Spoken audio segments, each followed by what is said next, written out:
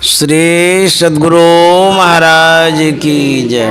श्री सद्गुरु महाराज की। श्री सद्गुरु महाराज की जय।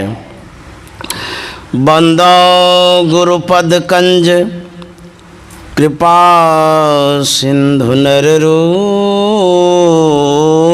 हरि महामोहतम पुंज जासु बचन रवि कर निकर। श्री सद्गुरु महाराज की जय। प्रातः स्मरणीय अनंत श्री विभूषित परमाराध्य सद्गुरु महाराज गुरुदेव महर्षि संत सेवी परमहंस जी महाराज शीतलरामपुर ग्रामवासी सत्संग प्रेमी महान भावों, माता एवं बहनों, यह जो समय है, समय एक जैसा नहीं रहता है। हम लोग यहाँ जितने बैठे सब बुजुर्ग हैं।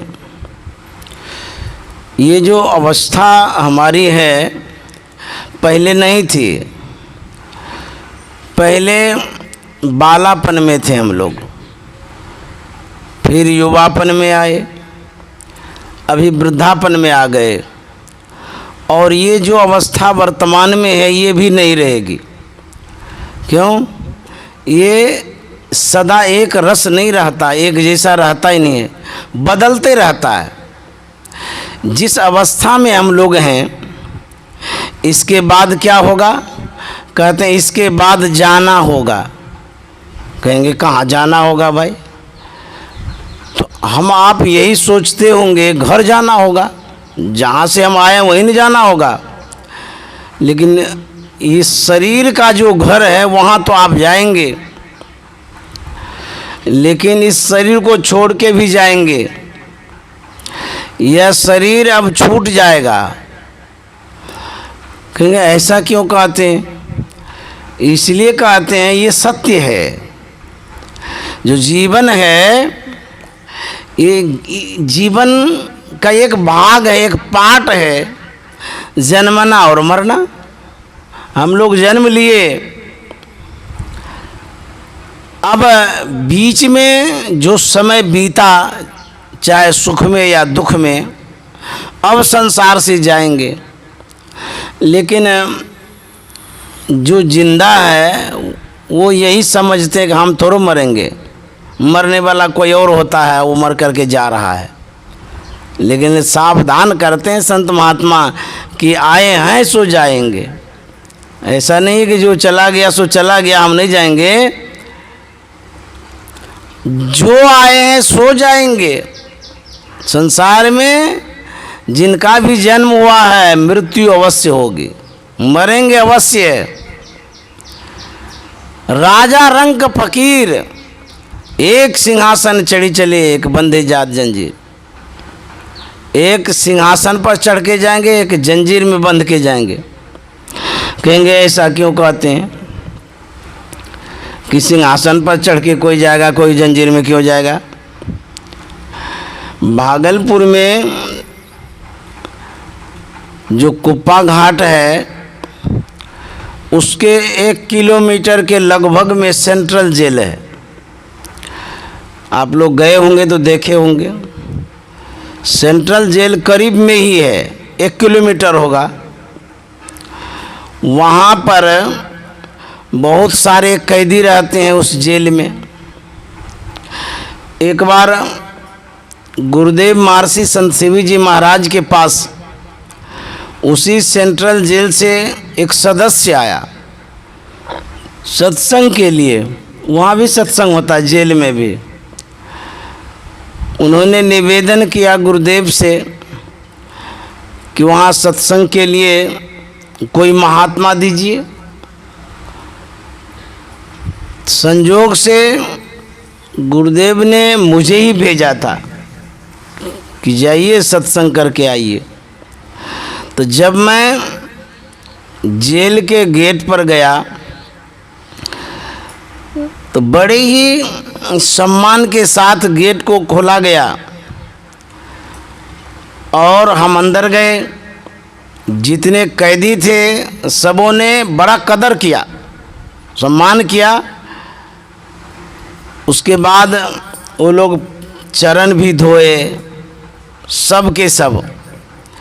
इतनी उत्साह उनके अंदर में, इतनी श्रद्धा देखी। उसके बाद सत्संग हुआ। सत्संग के बाद वो लोग कुछ काजू किशमिश वगैरह सब रखे हुए थे, वो मुझे दिया खाने के लिए, बाबा ये खा लीजिए। तो एक आध दाना मैंने लिया। जब आने लगा तो बहुत सारे कैदी जो सत्संगी थे वो हमारे साथ आए मेन गेट तक, अंदर में ही। और आते ही गेट खोला गया। उसके बाद हम ससम्मान बाहर आ गए। मैं भी सेंट्रल जेल में गया तो सम्मान के साथ गया, इज्जत के साथ गया और इज्जत के साथ आया। लेकिन जरा सोचिए, कोई बदमाश हो, चोर हो, आतंकवादी हो, क्या उसको भी इसी तरह से जेल में ले जाएगा? ऐसा संभव है? कहते नहीं नहीं, जो जेल में बदमाश लोग जाता है उसको डांट के ले जाता है, मार के ले जाता है, पीट के ले जाता है अंदर, और वहाँ अंदर में रखा जाता है। उसमें कष्ट भी बहुत होता है। तो जाना दो तरह से होता है, एक सम्मान के साथ, एक अपमान के साथ। उसी तरह से जो हम लोग इस संसार से जाएंगे तो कैसे जाएंगे? तो कबीर साहब कहते हैं, यदि आप शुभ कर्म किए, अच्छे कर्मों को किए, धर्म किए, तब तो आपके लिए सिंहासन है तैयार।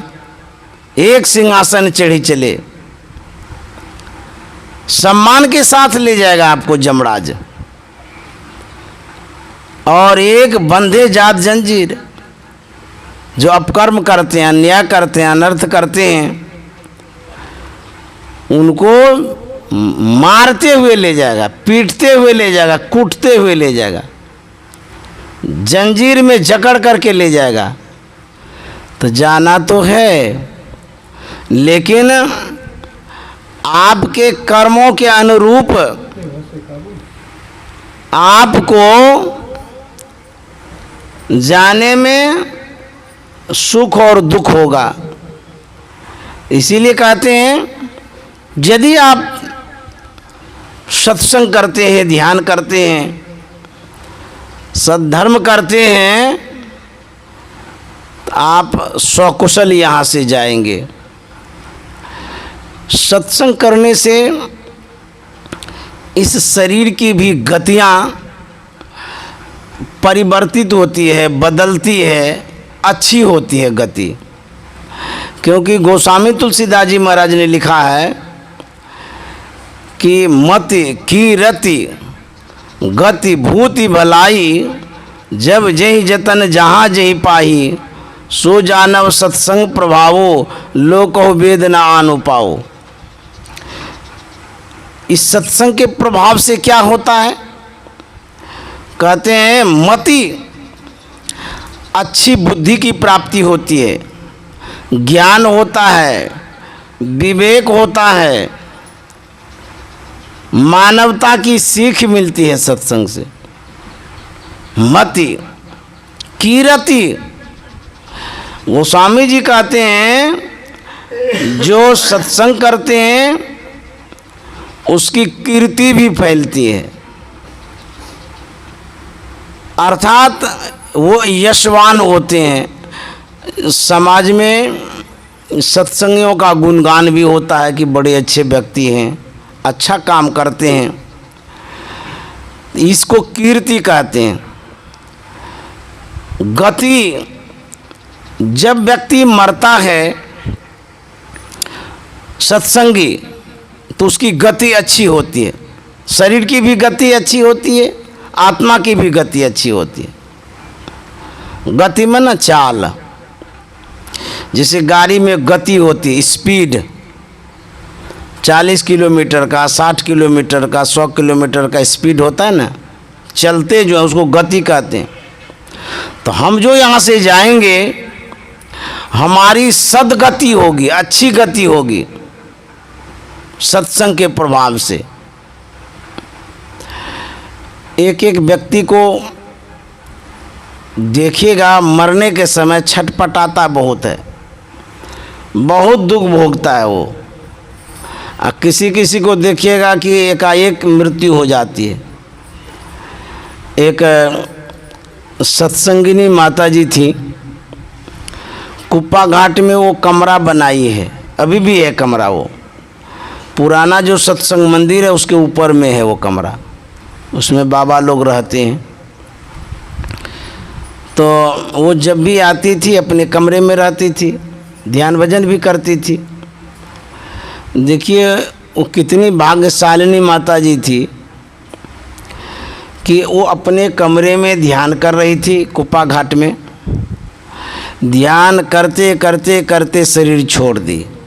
कुप्पा घाट में इसको कहते हैं सद्गति। शरीर तो छूटा, कितना आराम से छूटा। यदि संसार में देखेंगे तो मरने के समय दुर्गति भी होती। मैं किसी शहर में गया हुआ था, वहाँ एक बूढ़ी अस्वस्थ हो गई थी, नर्स उसके सेवा में थी और उसको चेयर पर रखा गया था। मैंने पूछा था कि आपको संसार कैसा लग रहा है? बोले कि बाबा उस संसार की बात क्या करेंगे, इतना कष्ट हो रहा है। मैं आपसे भी प्रार्थना करती हूँ कि आप भगवान से यही कहिए कि जल्दी से जल्दी मौत दे दे।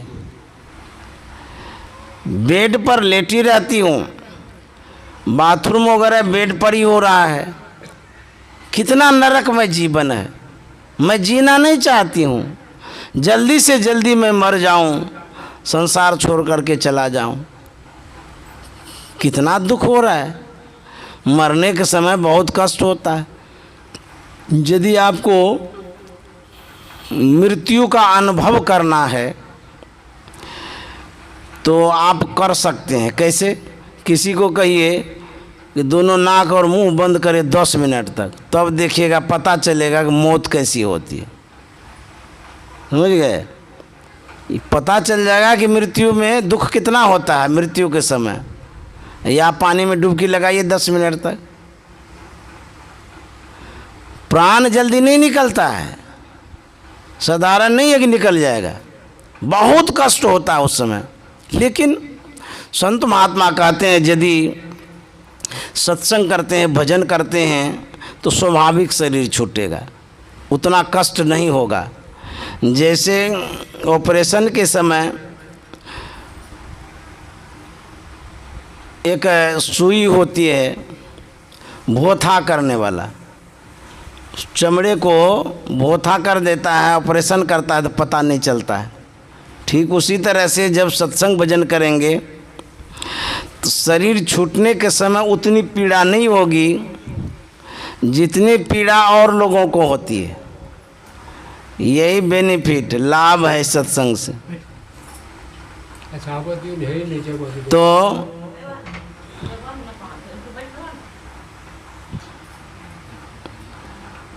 इस तरह से उधर से चले जाइए। जब हम लोग सत्संग करते हैं तो ये लाभ होता है। जितने सत्संगी हैं या और कोई, सत्संग का ख्याल रखना चाहिए। और यदि सत्संग में आते हैं तो हलचल नहीं होना चाहिए। अब जब तक सत्संग होते रहेगा, कोई न कोई आते रहेंगे, तो क्यों ऐसा करते हैं, किस लिए? आते किस लिए? यदि आपके पास समय नहीं है तो घर में रहिए, समय नहीं है तो वहीं रहिए घर में। फॉर्मेलिटी निभाने के लिए आते हैं, दिखाने के लिए आते हैं कि हम भी गए थे सत्संग में। इस दिखाने से क्या मिलेगा आपको? डिस्टर्ब होता है ना, कहने में भी दिक्कतें होती है। अब एक आया एक गया, एक आया एक गया, ये बार बार आते जाते रहेंगे, ये कौन तरीका है? लोगों को समझना चाहिए कि जो समय है समय पर आवे, या अथवा समय नहीं है तो मत आइए। अपना कल्याण नहीं चाहते हैं तो घर में ही रहिए, बार बार मत आया करिए। आइए तो पीछे में बैठिए, सामने में नहीं आइए। जब बाबा देवी साहब के सामने कोई प्रसाद चढ़ाता था ना, उसको फेंक देते थे, कुत्ता को दे देते थे। हम लोग इसी चढ़ाने में लटके हुए हैं अभी तक। चढ़ाने की कोई ज़रूरत ही नहीं है। ध्यान करिए, भजन करिए, मन को चढ़ाइए। ये पान चढ़ाएंगे, फूल चढ़ाएंगे, अक्षत चढ़ाएंगे, चढ़ाते रहेंगे। बहुत जन्म लगेगा अंतर भजन करने में, साधारण बात नहीं, एक समझ जाएंगे। ये जो बाहरी पूजा है इसमें मन लगता है, मेहनत तो है नहीं। फूल तोड़ करके ले आए, अब बस चढ़ाने लगे, उसमें भी टाइम लगा देते हैं। ध्यान करेंगे नहीं, ध्यान करने में मन नहीं लगेगा। ध्यान करने के लिए बैठते हैं, चट से उठ जाते हैं। ये पान फूल चढ़ाना ये बच्चे की पूजा है, इसी पूजा में मत लटके रहिए। पुराने पुराने सत्संगियों को भी देखता हूँ, मिठाई लाएगा, फूल लाएगा, पान लाएगा, गुरु महाराज के सामने चढ़ाएगा, अगरबत्ती जलाएगा। इसकी आवश्यकता नहीं है। जब बच्चा प्रथम वर्ग में पढ़ता है तो उसको आ लिखने की आवश्यकता पड़ती है रोज़। हम भी बच्चों को पढ़ाया करते थे, तो जब क्लास में बच्चा आता था उसको बोलते थे पहले ओ या से शुरू करो, और जितना तुमको याद है उसको लिखो। रोज़ लिखवाते थे पूरा खोड़ा, और उसके बाद लिख के देता था। जहाँ गलती होती थी उसको कहते इसको रटो। उसी तरह से जब प्रथम वर्ग में पढ़ते हैं तो आवश्यकता होती है बार बार लिखने की। जब याद हो गया पूरा तो फिर लिखने की क्या आवश्यकता है। उसी तरह से ये जो पूजा है, बाहरी पूजा है, इसकी आवश्यकता है कब? जैसे प्रथम वर्ग में वो आया सीखते हैं, करिए। यदि कुछ नहीं जानते हैं तो अच्छी बात है। कोई पूजा नहीं जानते हैं, सत्संग नहीं जानते हैं, तो पान फूल चढ़ाते हैं तो यहाँ तक तो ठीक है। जब आप सत्संग में आते हैं तब भी पान फूल ही चढ़ाते रहेंगे तो आगे फिर क्या पाएंगे आप, क्या करिएगा? उत्तर गीता है एक ग्रंथ, उसका अंश गुरु महाराज ने कुछ बात सत्संग योग में लिया है। सत्संग योग पढ़िएगा तो पता चलेगा। उसमें लिखा हुआ है जो आत्म ध्यान करता है, दृष्टि योग की क्रिया करता है, उसके लिए पूजा करना अनर्थवत है। सत्संग योग में लिखा हुआ है, पढ़िए। जब ध्यान आप करते हैं, आत्म ध्यान करते हैं, तो आप यदि पूजा भी करते हैं, बाहरी पूजा भी करते हैं, तो अनर्थवत है, अनर्थ कर रहा है वो। इसका मतलब वो समझ ही नहीं रहा है, पूजा का मतलब भी नहीं समझ रहा है। एक बार गुरु महाराज को उनके पिताजी किसी ज्योतिष के पास ले गए। इसलिए ले गए कि गुरु महाराज गृहस्थ जीवन स्वीकार नहीं कर रहे थे, विवाह करना नहीं चाह रहे थे। उनके पिताजी के मन में पीड़ा थी कि विवाह नहीं करेंगे तो पारिवारिक जीवन नहीं बिताएंगे तो घर गृहस्थी कैसे चलेगा। तो गुरु महाराज तैयार ही नहीं हो रहे थे। तो उनके पिताजी के मन में हुआ कि इनका मन जो है ना विक्षिप्त हो गया है, अर्थात मन फिर गया है। गांव समाज में नहीं बोलते हैं कि ओझा गुनी को दिखाओ। तो मन को फेरने के लिए ज्योतिष के पास ले गए गुरु महाराज को, और वहाँ पंडित जी भी थे। गुरु महाराज के पिताजी ने कहा पंडित जी से कि पंडित जी जितना पैसा चाहिए आपको हम देंगे, लेकिन हमारे बेटे का मन फेर दीजिए। बोले क्यों? बोले कि इनका मन घर गृहस्थी में नहीं लग रहा है, विवाह करना नहीं चाहता है, बार बार ये साधु बनने के लिए भाग जाता है। तो पंडित जी ने क्या कहा गुरु महाराज से? गुरु महाराज से उन्होंने कहा कि आपके पास पितृ ऋण है, मातृ ऋण है, देव ऋण है, ऋषि ऋण है। का एक ऋण गिना दिए और कह दिए कि इतना ऋण होते हुए भी आप कुछ पाना चाहते हैं तो कुछ नहीं मिलेगा आपको।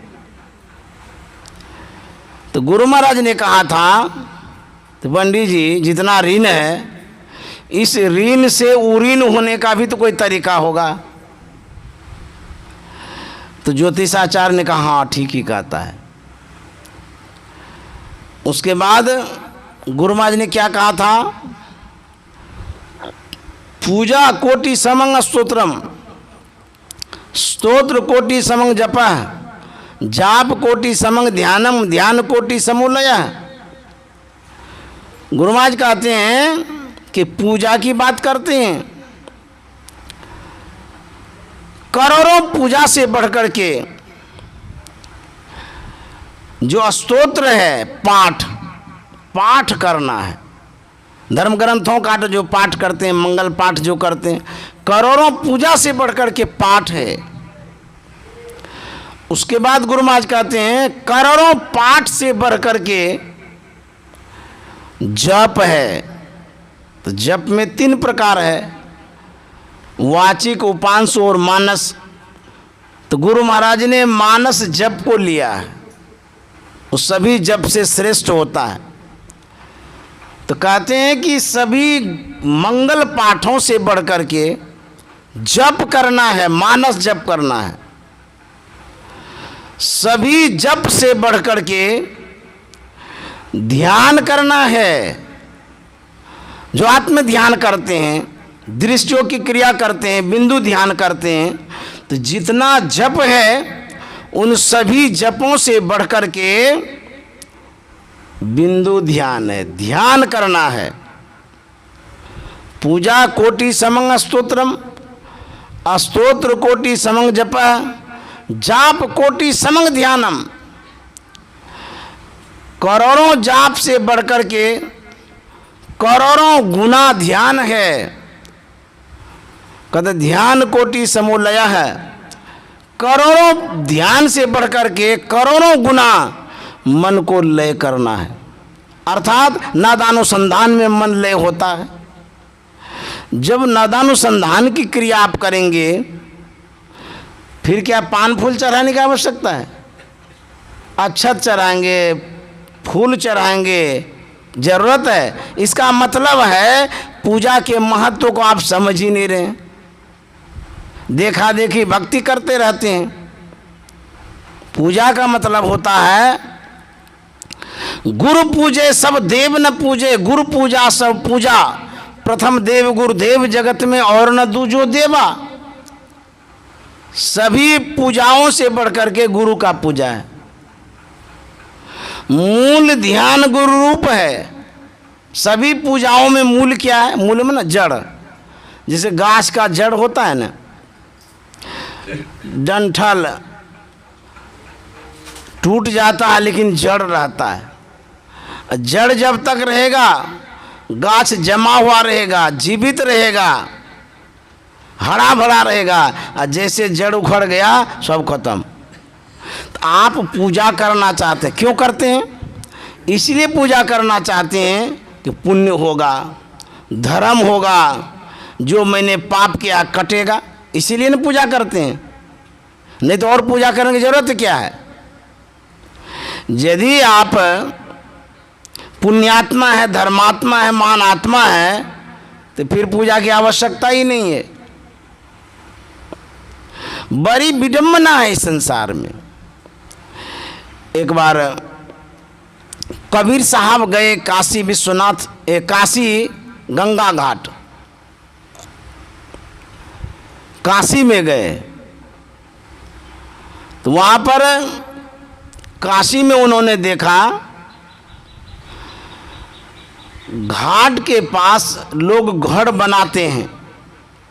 कबीर साहब पूछ दिए कि घर क्यों बनाते हैं इस घाट के पास, गंगा जी के किनारे।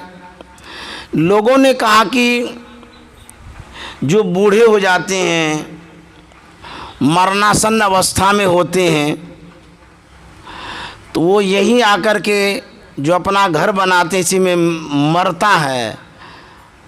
धारणा है लोगों की कि मृत्यु होने के बाद उसको मोक्ष मिलता है।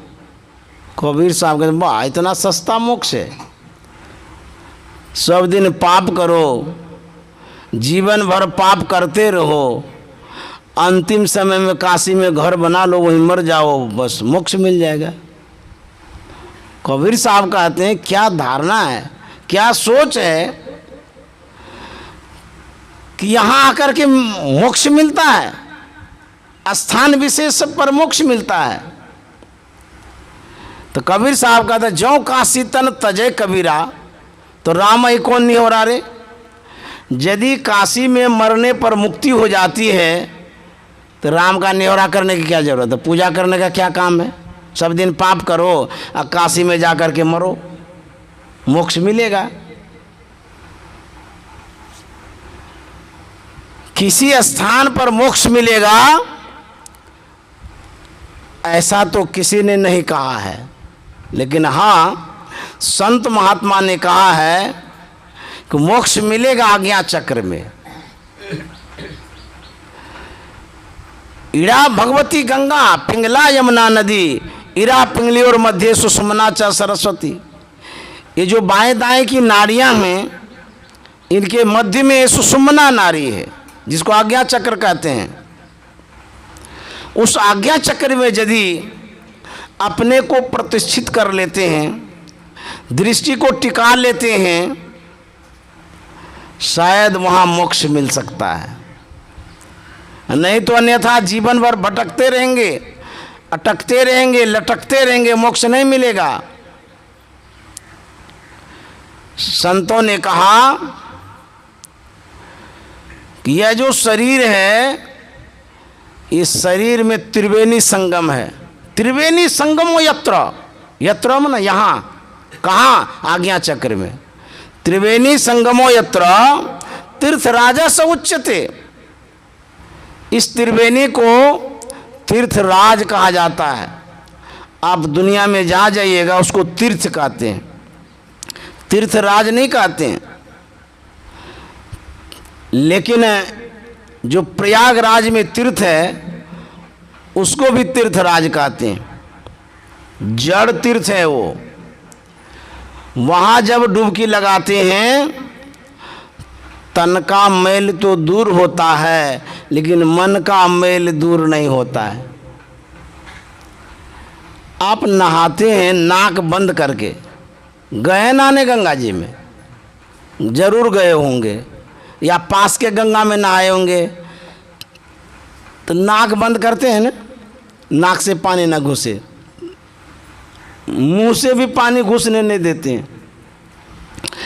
जब आप पानी का एक कण भी घुसने नहीं देते भीतर, जो भीतर में दूषित चित्त है उसको कैसे वो धोएगा।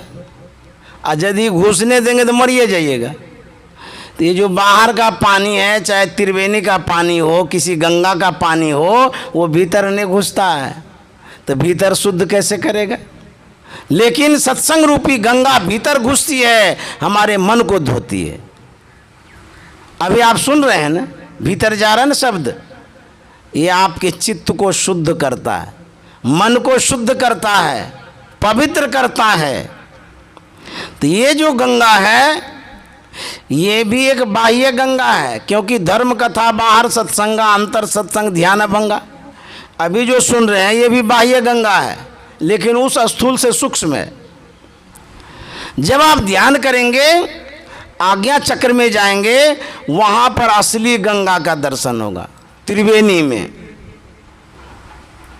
तो ऋषियों ने कहा त्रिवेणी संगमो यत्र तीर्थ राजा शौचते तत्र स्नानम प्रकुर्वित सर्व पापे प्रमुच्यते। जो कोई आज्ञा चक्र में, त्रिवेणी में, सुषुम्ना में ध्यान करता है, कहता सभी पापों से मुक्ति मिलती है। आप कोई भी पूजा करते हैं पाप से मुक्त होने के लिए, पूछिए जो पूजा करता है क्यों करते हैं, कहता हमको बहुत कष्ट है इसीलिए पूजा करते हैं, बहुत अपराध हुआ है, गलती मैंने की है इसीलिए क्षमा याचना करते हैं। यही तो पूजा है। पूजा करते ही हैं अपनी गलतियों को दूर करने के लिए, माफ़ी मांगने के लिए पूजा करते हैं। चाहे आपका कोई देव हो या देवी हो, कोई इष्ट हो, भगवान हो, कोई भी हो, उनके सामने आप अपनी गलतियों को माफ़ करने के लिए कहते हैं कि गलती हो गई है माफ़ कर दीजिए। इसी को पाप भी कहते हैं। गलती पाप का एक रूप है। अलग अलग तरह से पाप होता है, अलग अलग तरह से गलतियां होती। कोई अपराध कर देता, कहता गलती हो गई, वो पाप हो गया।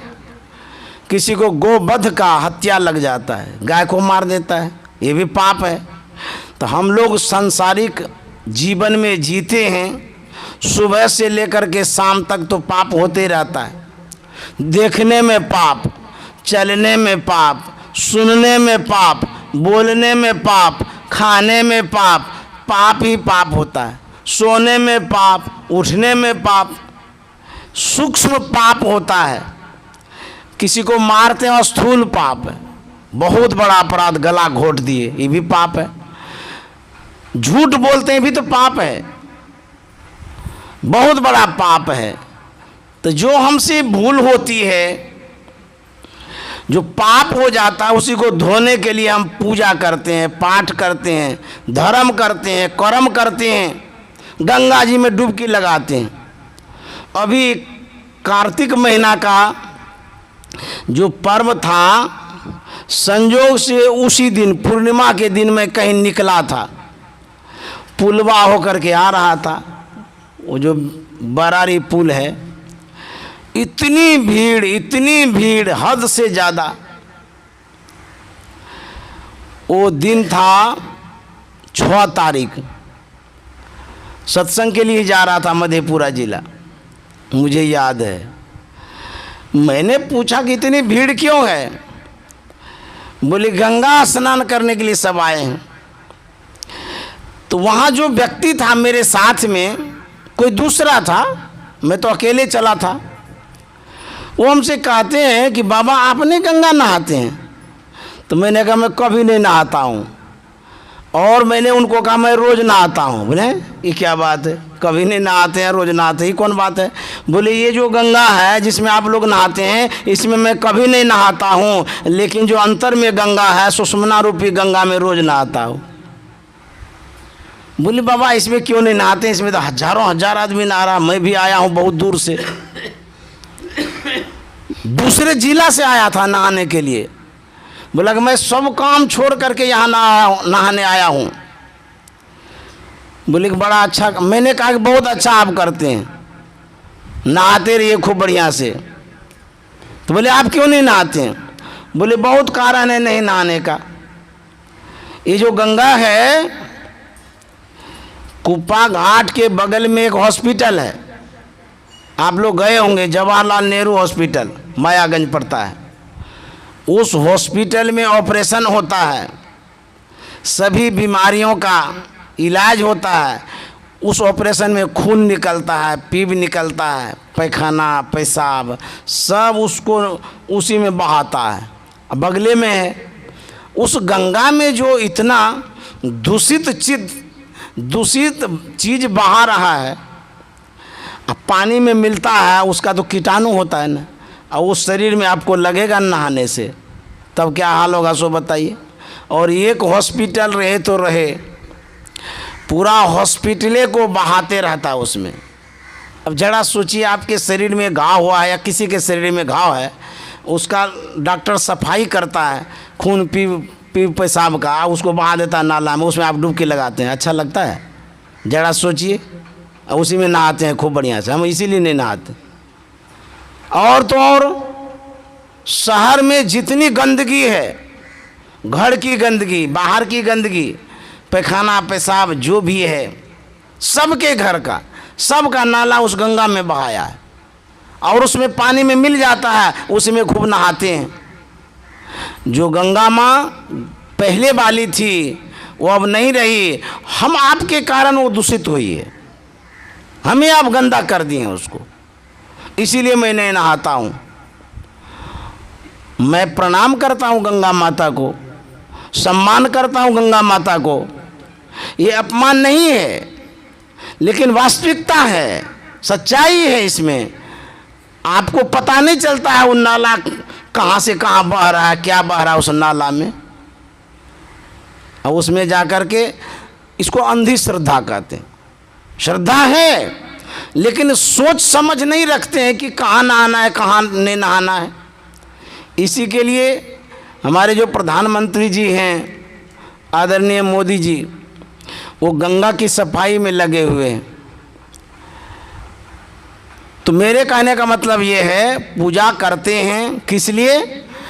पाप से मुक्ति के लिए। यदि सच में पाप से मुक्ति चाहते हैं तो सबसे बढ़कर के ध्यान है, ध्यान करिएगा, सभी पापों से मुक्ति हो जाएगी। सर्व पाप है,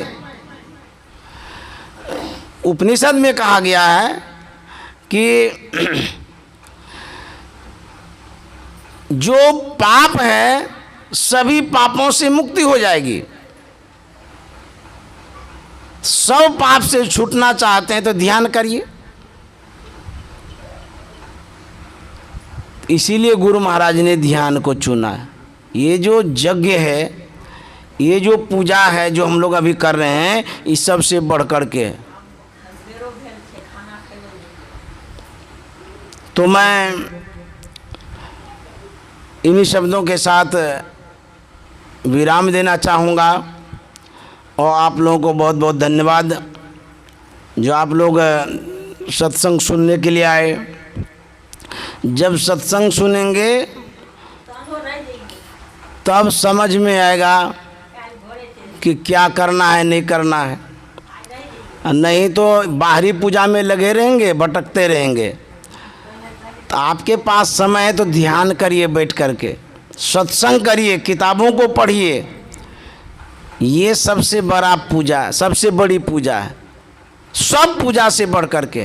तो वही गुरु महाराज ने कहा था ना कि मन को जब लय करते हैं तो कोई ऋण उन नहीं रहता है।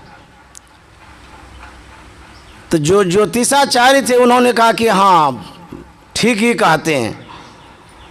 तो गुरु महाराज के जो पिताजी थे वो निराश हो गए, कोई सा ज्योतिष है, हमारा बेटा जो कहता उसी में कहता ठीक कहते हैं, ठीक कहते हैं, ये क्या हमारे बेटा का मन घुमाएगा।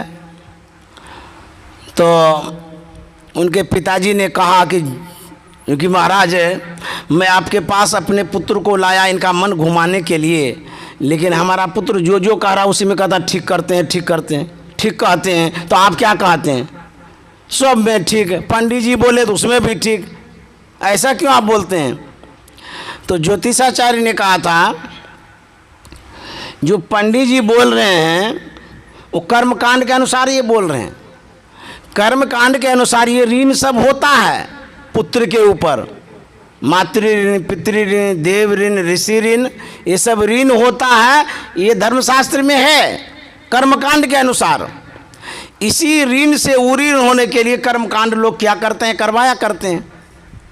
लेकिन आपका जो पुत्र बोल रहा है ये वेद से बोल रहा है, इसको वेद का ज्ञान है। वेद जो कह रहा है वो उसमें ज्ञान कांड है, ज्ञान कांड के अनुसार ये भी ठीक है कह रहे हैं। बोले आपका जो पुत्र है उसका मन विक्षिप्त नहीं है, दुनिया के लोगों का मन विक्षिप्त हो गया, पागल हो गया है, इनका मन ठीक है, इसके मन को घुमाना हमारे बस की बात नहीं है। अरे इनके मन को हम क्या घुमाएंगे, इनकी बातों को सुनकर तो मेरा ही मन घूम गया। बोले देखो हम आए थे इनके पास की मन घुमवाने के लिए, कहता है मेरा ही मन घूम गया। तो ज्योतिषाचार्य ने क्या कहा था, ये सब जीवन चरित में लिखा हुआ है, महर्षि में ही जीवन चरित जब पढ़ेंगे उसमें पढ़ने को मिलेगा। तो ज्योतिषाचार्य क्या कहता है, आज तक मैंने बहुत पूजा किया, पाठ किया, यज्ञ किया, बहुत सत्कर्म सद्धर्म किया, बहुत कुछ किया जीवन में, लेकिन ये जो क्षण भर की संगति इनके साथ मेरी हुई, गुरु महाराज के लिए कह रहे हैं आपका जो पुत्र है उनके साथ जो ये वार्तालाप, इनकी संगति मुझे मिली, मुझे जो शांति मिली है इतनी ही देर में, मुझे आज तक वो शांति नहीं मिली थी। अब देखिए वो ज्योतिषाचार्य घूम गए, गुरु महाराज के शरण में आ गए। तो संत शरण जो पड़ा ताहि का लगा ठिकाना, और कहीं नहीं कुशल सकल बैराट चवाना। श्री सद्गुरु बहुत बहुत धन्यवाद, साधुवाद। और माता जी ने सत्संग कराया, गुरु महाराज की खूब कृपा हो इनके ऊपर, परिवार के ऊपर। ऐसे ही सत्संग होते रहे, चलते रहे। मैं तो अभी चला जाऊंगा कुप्पा घाट, क्योंकि वहाँ आज साप्ताहिक सत्संग है। बहुत लोग मुझे फ़ोन करके बोला है कि आप ज़रूर रहिएगा। मैं कोई आदमी बंगाल से आ रहा है, कोई आदमी पूर्णिया से आ रहा है मिलने के लिए, बोले कि आप रहिएगा, भेंट करना है आपसे। तो इस कारण से भी मैं जाना चाहूँगा। आप लोगों ने इतना समय दिया, सम्मान दिया, स्नेह दिया, मैं आप सबों को प्रणाम करता हूँ। श्री सद्गुरु महाराज की जय। अब आरती कर लेते हैं।